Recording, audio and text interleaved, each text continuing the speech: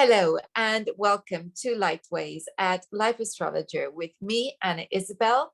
And today my guest is Jean-Marc Pierson. Hello, Jean-Marc. Hello. Hello. And you've written this lovely book called Magical Doors, The Symbols of Astrology. So I think maybe it would be good to explore that title, Magical Doors. Why? Yeah. Why did you call it that? Why do I call it that? There are many explanations. One is I've seen Magical Doors. I'm not sure in what cartoon, but I think it's a cartoon, a big movie by a Japanese guy, maybe The Howling Castle or something like that. And there was a guy in there who were going through a door, and each time he passed through the door, he arrived in another place. And I found this really, it made me dream, and it's fantastic. And at the same time, that's how I perceive the symbols, because I was interested by symbolic language actually before knowing about astrology. I knew astrology, but before studying it. And the symbols are like this. They're ambivalent. They can take you to various places according to the context. So it's like you enter a new world and you don't know. You pass the door, you don't know if you're going to be in the garden or in another century, in another place. Yes, I like that. I like that because you were talking about portals, and perhaps portals into the psyche, portals into different dimensions, portals of understanding. So it is a very evocative way of looking at it. I didn't just come up with it out of the blue, because it's also I'm not an expert in Hermeticism, but I've read a little bit. And in the Hermetic philosophy, they say that so you have the one or God or whatever you name it at the center and creating various worlds. And there are symbols who say strewn throughout the world, which allow people to reconnect with the other dimensions. So let's think about that then from an astrological perspective. Yes. Do you see the signs, the planets, as being a little bit like the images in tarot, as ways of developing a connection with something that's psychic? Yes. Psychic or spiritual, and I'm still not sure what's the exact difference, if there is a frontier between psychic and spiritual, but yes. Why do you refer to tarot? Do you have... It's only because that's a good question. What made me think of tarot? Because you were talking about this as a symbol which opens the mind, and becomes a conduit for something intuitive. And so I think that's why I thought about tarot, because with tarot it's the same principle, where you're looking at the image. And yes, there are layers of symbolism attached to it, but that symbolic language is a way of intuitively connecting with something beyond. Yes. Now, I ask you the question because this could have been another first answer to the question. Is a reference to a book I don't know, you may have heard, it's quite famous and big, thick book called Meditations on the Tarot. Okay. Do you know this book? No, I haven't come across that one. It's a very thick book. It's full of hermetistic philosophy with a Christian twist. The author defines his approach as Christian Hermeticism. Maybe there is a reference to Christian astrology by Lilly. I don't know, or he doesn't mention it. But it's a very thick book. You really need to be in the mood to go deep into lots of philosophical considerations. But in the first chapter about the battler, the magician, he defines the arcane of the tarot, the major arcane, as exactly this, as he say spiritual enzymes, and you when you are confronted with them, so telling the future is just a game, so maybe a way to attract people, but when you are confronted with this spiritual enzymes or this arcane, they have an action on the deep layers of the psyche, which helps opening. Okay. And I read that when I was in my 20s, when I was struggling with a lot of emotional stuff at the same time. It was also conducive to read deep things. And I remember that, and I was thinking, but the zodiac is exactly the same thing. Yes. It's like that. I like that very much. So, okay, let's take the symbols of astrology out of the astrological system for a moment. Yes. And you talked about the magician, and that made me think about Mercury. And you begin your book talking about Mercury. Yes. So let's just play with that symbol of Mercury. What does it mean to you? What doors does that open? Right now, yes. If you say Mercury, I translate as Hermes, because I'm fonder of the Greek names. They are more evocative in my view. And Hermes, yes, is precisely the god of magicians, between other things, because it established the communication between the various levels, which allow some energy to flow in a way or in another. But something else that comes to mind right now about this Hermes and the magician is the tarot I use is the Tarot de Marseille.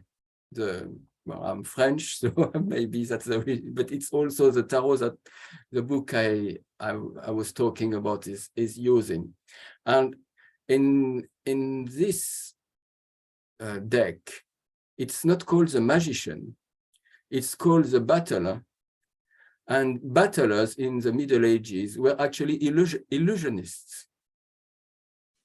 They were performers on the markets, and they were playing tricks. And Mercury is also the trickster. And if you take this at a deeper level, you can think, who is the greatest trickster? Maybe that's God himself doing some trick, and the world is an illusion, and then we are in it and we believe in its reality. That's the... It's lovely to be able to play with these symbols because of the depth that it takes us to. So you were talking about the magician in tarot. That made me think about Mercury. You're talking about Mercury, Hermes, and as the magician.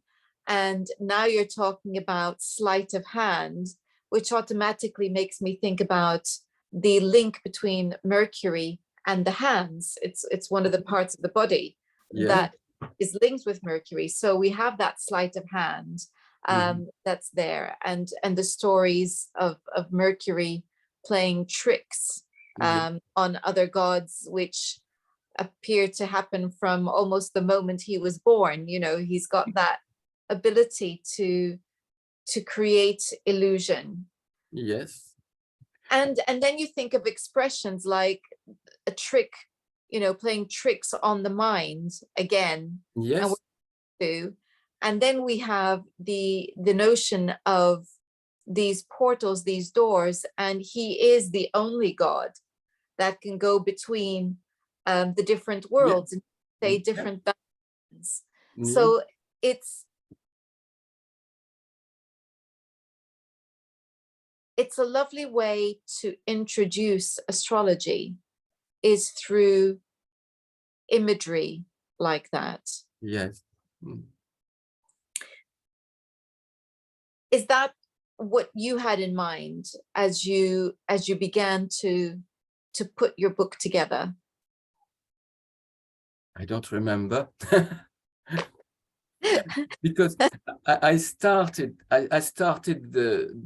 to write a blog. Actually, I didn't think of writing a book. So the oldest blog post was this one about Mercury. I started to write. I probably thought something like, "Oh, I'm starting to write. I'm going to talk about Mercury, because Mercury is the writer and the communicator," or maybe just because I didn't feel like talking about the sun, because we always start with the sun. So I already felt bored. So I was thinking I need something else. And I kept this order when I put the... It is, for just to show, this is a very slim book.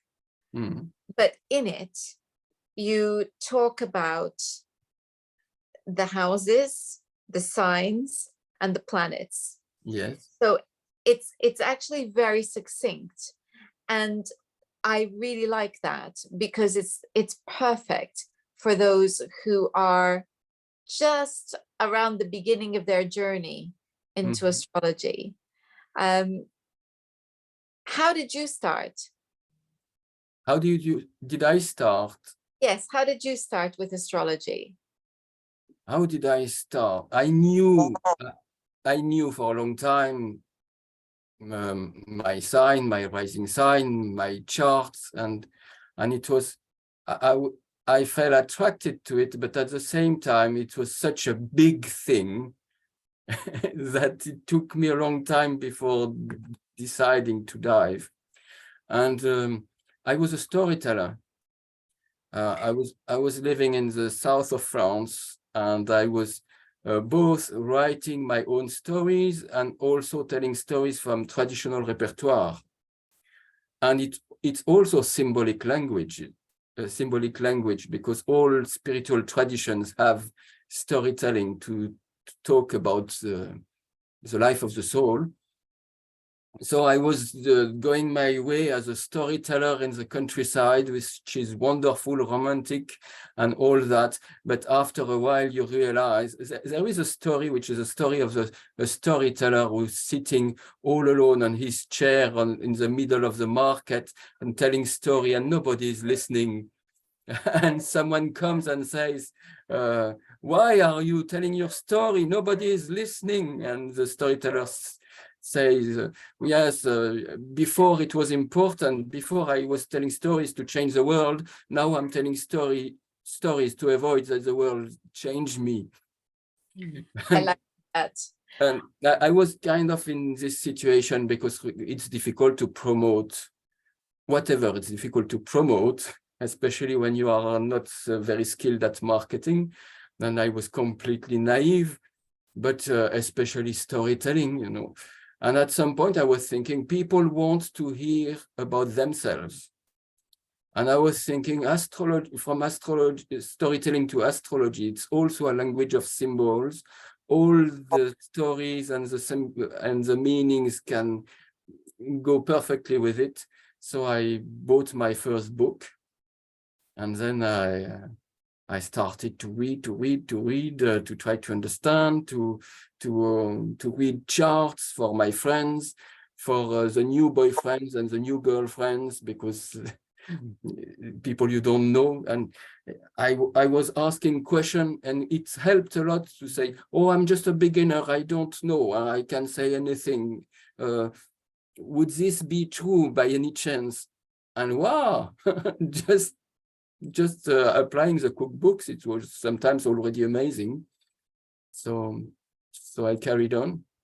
Well, I can relate to your interest in story and connecting to astrology, because I too was a storyteller for a time. Oh. So that's something that I've also done. And I think there's something about astrology, and it goes right back to your title, Magical Doors, and the idea of connecting with different dimensions and the layers. It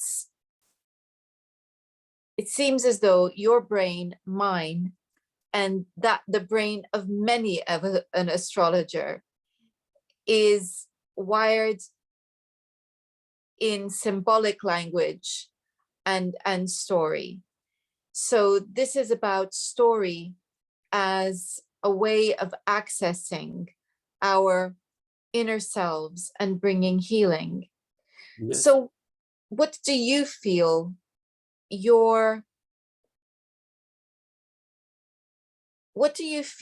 is your best application of astrology? So maybe a better way of asking this is what do you apply astrology to? What do you feel its uses are?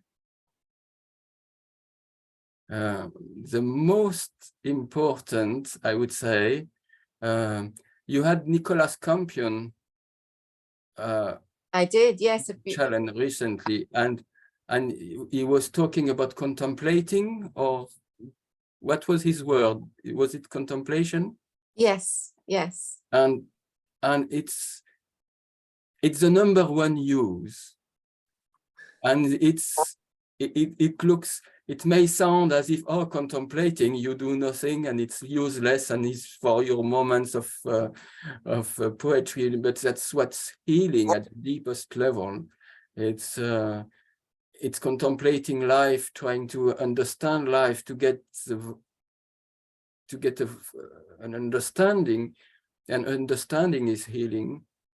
I think that's, and in #2, I would say it's yeah, that's a tweet I've made. It's the most fantastic conversation starter in the world.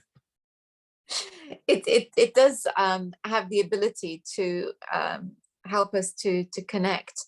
But just going back to the idea of contemplation, and I think it also made me think of Melanie Reinhardt, because before Christmas, and she does this every year, she has the 12 Holy Nights, which is an opportunity to contemplate on each of the 12 signs. So that you're, and because it's the winter solstice, she begins with Capricorn and then going through.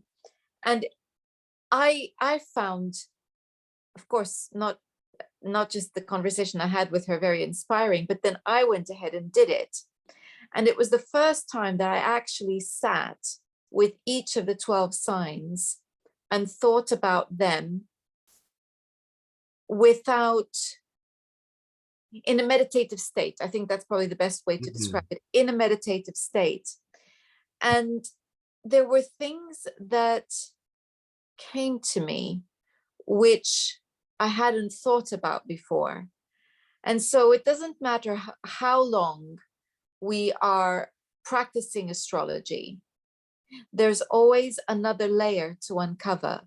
And that's the beauty, I think, of books like yours as well, because some people might think, okay, these books are great for beginners, but actually doing this podcast, I read so many for all aimed at different levels of knowledge. But what I find is that the books, even the books that that we would think of for beginners, always have nuggets for everyone. Yeah. Yeah, definitely. That's what I didn't think of, beginners or not beginners, because I was in this precisely in in this contemplation, not at the moment of writing, because the contemplation happens when you have the opportunity, whether to sit silently and looking at a sign. I like doing it by walking and daydreaming, and there are moments, where suddenly some, aha, how come I didn't see or think of that before? And sometimes it's we have the head full of all the things we already know. They get in the way, and there is a need of getting rid of all that we already know, just to be able to see something very simple. And sometimes there are things that bug us as well. It's why is this being used in this way, and it doesn't make sense. So why is it that we have Capricorn as an earth sign when it's clearly an amphibious sign? Why Aquarius, why is it an air sign when aqua is there? It's in the word. And so what does it mean? And just these little quirks that exist. What are your answers? Well, that was the talk I gave for the Astrological Lodge of London, Water and the Thirst for Oneness, which I threw in my two oddities as of Capricorn and Aquarius. So I think for me, as you say, there are these little things that pop into our minds when we're contemplating. And that contemplation inspires new ideas, also connects us with little things that might bug us. And then we have to go and search. And that could mean reading an ancient text to learn more. It could be that we find the answer somewhere else altogether. Reading a book about Hermeticism, maybe, or it could be alchemy, but it could be something completely unrelated, like Dante's wonderful trilogy. It's still on my to read list. The Divine Comedy is absolutely full of rich symbolism. But then again, we can meet astrology in Shakespeare and in Chaucer. And I'm sure Rabelais had plenty there as well. So there's all these lovely sources of images that can play in and weave into our imaginations, that brings astrology to life, so that it's something that is beyond the systematic A to B to C to D, which is great because we need that to get. We need to have some basic knowledge to be sure we are not walking away from the basics of traditional knowledge. We have to respect what other people have found.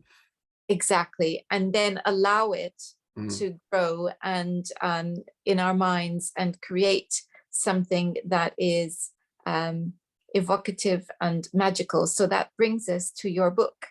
And a reminder to everyone that the book we are discussing is called Magical Doors. Nicholas, thank you so much for joining us today. Thank you, Anna. It was a pleasure. And thank you all for watching. And next time, we're going to be talking about divine order. In the meantime, do remember to check out my own website to find out what I'm up to. There are courses coming up on the houses very, very soon. Until next time, goodbye. Goodbye. Thank you.